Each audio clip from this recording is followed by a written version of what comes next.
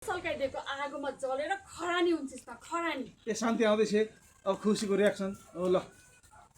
के गर्दैछस् है कान्छी? बसिरहेको दिदी बस्नु न। तँलाई एउटा कुरो सोध्न आएको कान्छी। के कुरा हो भन्नुहोस् न। तिम्रो दुईटा कान्छी एउटै फ्रेममा तिम्रो कान्छी कान्छी कान्छी एक्सन।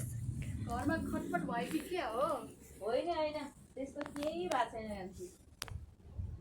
सबै राम्रै छ तर तपाईँले एउटा कुरा कहिल्यै बुझ्नु भएन।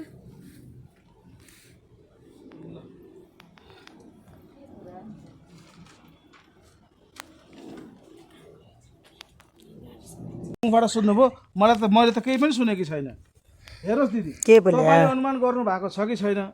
मैले बाहिरबाट हेर्दा तपाईँ बिस्तारै एक्लो हुँदै जानु भएको छ, सिधा हेर्दा पनि त्यही देखिन्छ।